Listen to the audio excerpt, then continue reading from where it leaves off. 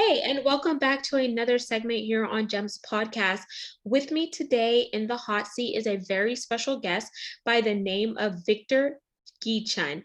And him and I are going to spend time talking about how to develop the ultimate B2B sales machine. But before we jump in, I'm going to tell you who Victor is, and you're going to get to find out why you're going to want to partner and learn more about what he does.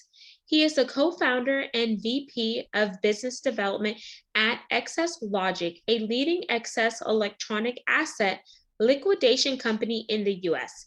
Among over 500 clients, some of the clients he's worked with are Google, Facebook, and Mercedes-Benz. Victor was born in Ukraine, moved to the US in 2011, started business in the US as a tourist with just a travel visa, and built seven figures business within 3 years, y'all. That's impressive. Victor is the creator and host of the Contributors channel on YouTube, where he interviews successful entrepreneurs, executives, and key influencers, people who make a change and share their insights on business, investment, crypto, how to make money, and how to build wealth.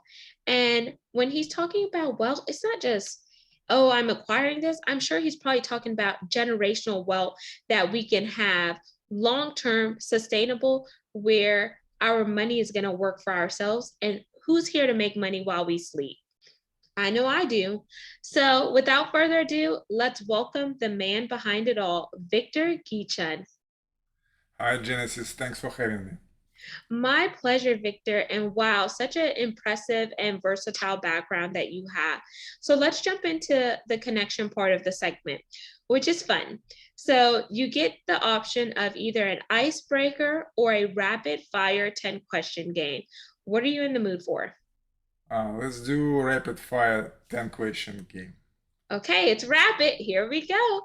We're playing rapid fire with Victor and Genesis. Do do do do do do. Question one. With you being from Ukraine, can you teach me how to say good morning in your native language? And I'm going to attempt to say it back. Dobre utro. Dobre utro. It kind of sounds like Russian in a sense. It's very similar because Ukrainian has 40% of the words similar with Russians. Amazing. So, dobre utro. Yep. Um, Amazing. So, audience, you could try that. So, if you're ever in Ukraine and you want to learn how to say good morning, you just learned here. So, practice. Question two. What's your favorite color? Blue, dark blue. Question three. What's your drink of choice? Coffee, tea, or something else? Oolong tea. Ooh, like a Long Island tea, iced tea? Uh, Milk oolong, to be Oh, precise. okay. Question four. You get three random acts of kindness per day that you're supposed to do for someone else. What are your three for today? The first, I made a special drink every morning for my girlfriend. Second, I trying to help all my team to support them emotionally if they break out. Like today, one of my sales development representative, she wanted to quit, and I convinced her it's not the option to quit. She just need to get better at what she's doing. And the third is to help somebody to show, for example, the lady forgot to close her door on the tank at the gas station. I showed her, you need to close the door, and she said, thank you. This is three things. Amazing. Question five. What's your happy place? Ooh, hot springs. Question six. If you could go anywhere in the world and money was no option, where would you be headed? Hmm. A lot of places I haven't been to. I would say it's some maybe. I love in California, by the way. It's like, for now, it's my happiest place, I would say. I would stay here in the US and California. Question seven. If you could trade places with anyone or just be yourself, would you trade places or just stay yourself? Stay myself. Question eight. If you could sit down and have lunch or dinner with any person, past or present, who would it be? Uh, it would be, I would say, Mm, interesting. Good question. Mark Cuban. Okay. Mark Cuban. Okay. I have a challenge for you. Are you ready for this challenge? You could either accept it or you could reject it. Okay. So, my challenge for you is within the next 2 weeks, I want you to reach out to Mark Cuban, whether you're sliding in his DMs on social media or you're contacting his PR firm and you're telling them why you would like to have lunch with Mark Cuban, how you can add value to him, how he can add value to you because we want to make sure it's mutually beneficial and the synergies are there, and just create your own proposal, because what do you have to lose? He's either going to say yes or he's going to say no. And just this week, to my surprise, I had a guest on my show and I didn't read his bio beforehand, but as I was reading it on air, I saw that he planned Mark Cuban's 40th birthday party. And I was like, wow. Because Wow. I like to be very organic. I was like, that's impressive. And for those of you who don't know who Mark Cuban is, he is the owner of the Mavericks and he's also one of the sharks on Shark Tank. Awesome. Yeah. Okay. I'll accept the challenge.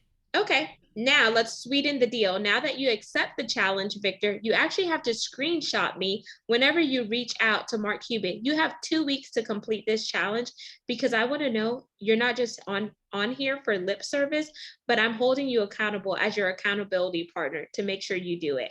Because Okay. we're shooting our shot. He's either going to respond or he's not going to respond. He's going to say yes or he's going to say no. But hey, at least you tried, right? Right. For sure. Question 9. What's your favorite mantra or quote that picks you up if you're having a bad day? Every day, in every way, I'm getting better and better. Okay. And question 10, it's our pass or play question. And here are the rules. If you pass, I get our roles are reversed and you get to ask me a question. If you choose to play, I ask one last question to wrap up. Rapid fire. So are you gonna pass or play? Okay. I'm ready. Okay. For your last question? Yeah. Okay, last question here. What's your favorite food? Ooh. Uh, favorite food. I like meat. Any Okay, type of meat, like burgers. love it. Right. I can eat burgers every day. Well, amazing. And thank you for playing a rapid fire, Victor. That concludes the connection part of the segment. Now we're going to jump into the main part of the segment, which is the work that you're doing. It's your niche, how to develop the ultimate B2B sales machine. And for you, audience, B2B is business to business. So, Victor, what got you started down this path? So what got me started is the need to make some money. I moved to the US in 2011 and in 2012, I met my current business partner and he was really good in buying and selling surplus electronics from different auctions. And when we met, he said, look, since I had a previous experience in corporate sales in Russia, I had business. He said, why don't we work together? You will get surplus equipment, electronics, and instead of buying from the auction, we will be taking from the companies they don't need it and selling it or recycling depending on the type of electronics. And I had to start from scratch learning the market, the culture, how the keywords, the language, everything here, how to do it so people will give you equipment they no longer need.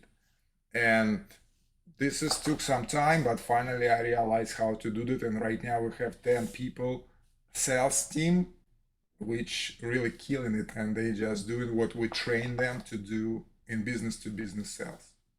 That is amazing. So you learned it. So you did your market analysis, you researched it, then you perfected it. And then once you perfected it, you brought in a team that you were able to do the rinse and repeat where they could go out and do it for you. Would you say that's a good example or summary? Yeah, this is exactly what happened.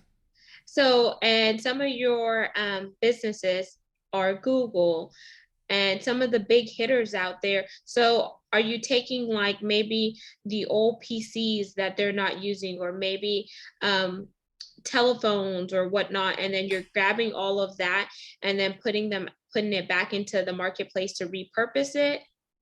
For the Google particular, we help them with the one big project because Google has 30,000 conference rooms. Just think about this number, just conference rooms, not offices, just 30,000, 30 and another three zeros.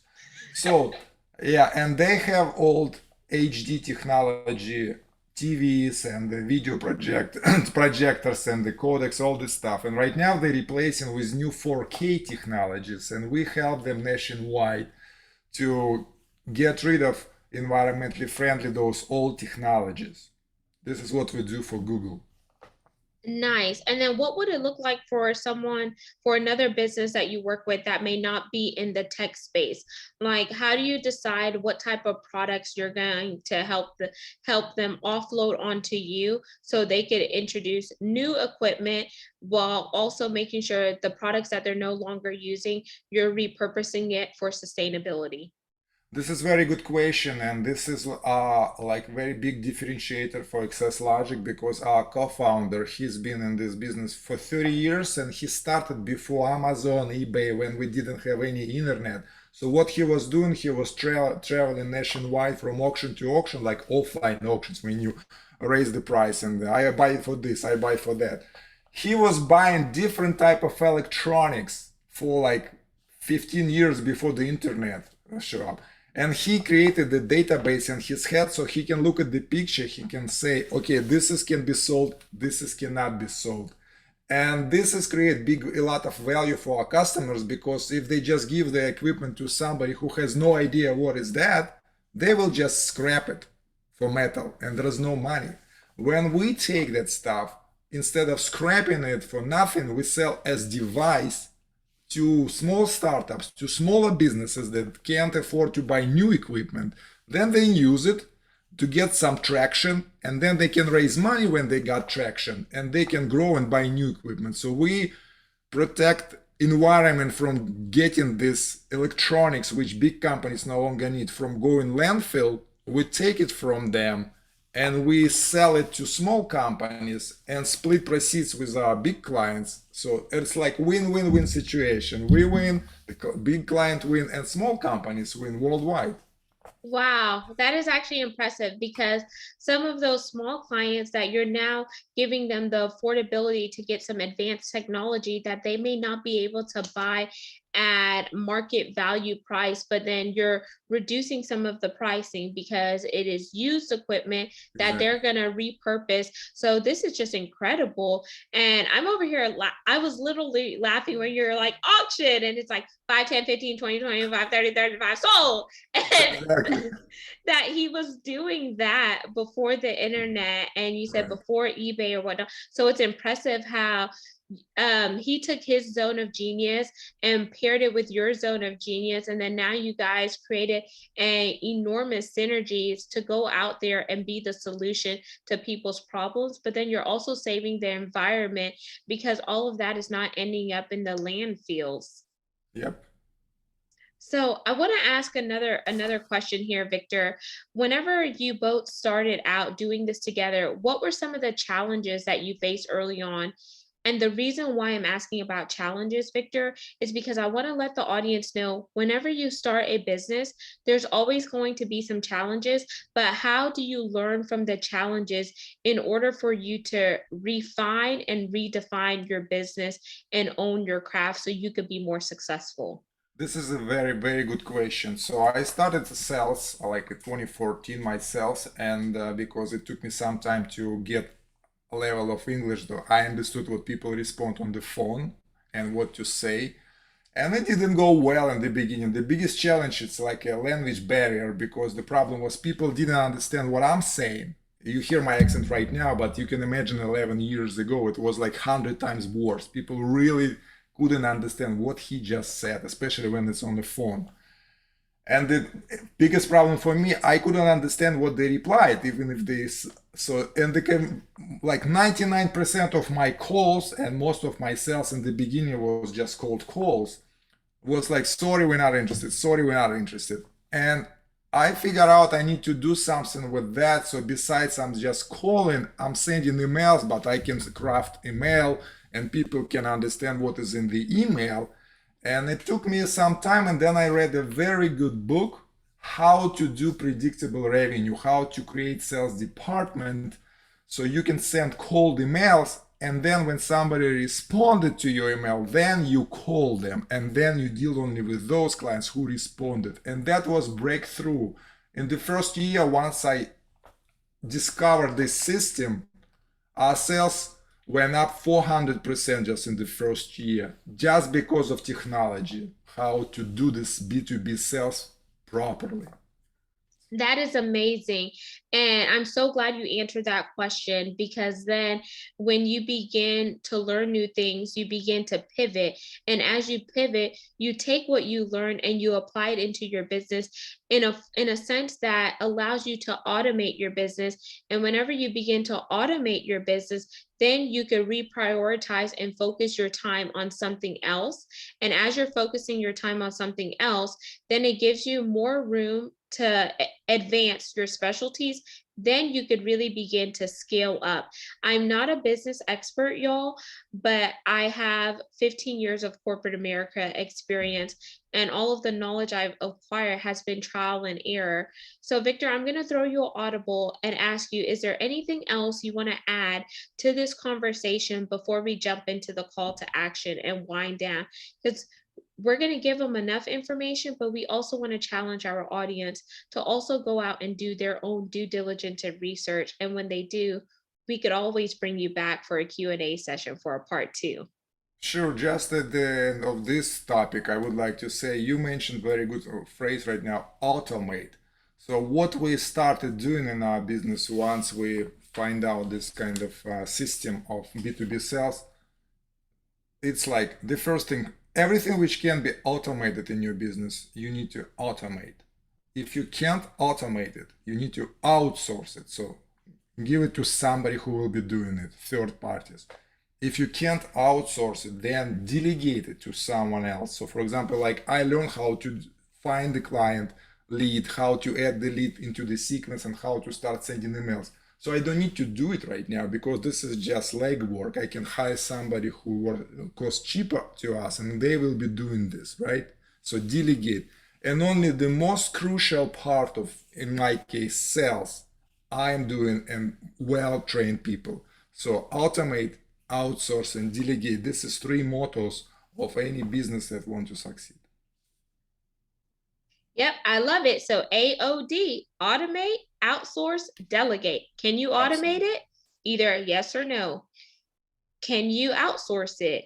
Either yes or no. You could outsource it locally, or you could outsource it outside the US where it may be cheaper to pay someone else outside the country. But if you do that, make sure you have policies in place: NDAs, non disclosure agreements, non competes, and etc. Protect your intellectual property. And then delegate. Delegate it to someone who is an expert in that field where they could do it like that, and you don't have to worry about, oh my gosh, what am I going to do? So, Victor, Correct. Yeah. let's jump into the CTA, because we're going to wind down. And in the CTA, I want you to either share a resource that you may have, a challenge that you have for the audience, or just plug your contact information so they could get in touch with you via your website and your social media for those social butterflies out there that just want to get to know more about Victor. Right. So CTA, for those who wants to learn how to start or grow business in the United States in particular, and how to make investments in cryptocurrency or in any other assets, what's the difference between them, how to make decision, and how to not just invest, but how to grow wealth, like you mentioned in the beginning, so you can generationally pass this wealth to your kids and to your grandkids if you wish. I would suggest you guys to subscribe to my channel, thecontributors.com. You can go on YouTube and find on just website thecontributors.com. And for those who is a business sales professional, so who want to become one of the professionals, you can contact me via our website, accesslogic.com. I think you will provide some links because we actually looking for some top performers who has experience in sales, who knows how to close the deals, who knows how to convince the person that we are the best company for them to solve their problem. Reach out to me, and if you're really top performer, you will get a job. Amazing. So see, it pays to listen. So he just gave y'all a job plug for anyone out there that may have got laid off, furloughed, or you're looking to make a career transition and Exactly. you're a sales expert and you're killing it, but you're looking for a new opportunity. Victor has one for you. So www.accesslogic.com. Reach out to him and then subscribe to his YouTube channel to learn more about all the other incredible things that he's working on. All of his contact information will be in the show notes. So all you need to do is read, scroll on down, and tap in with Victor. There's no shame in the game. Knowledge is power.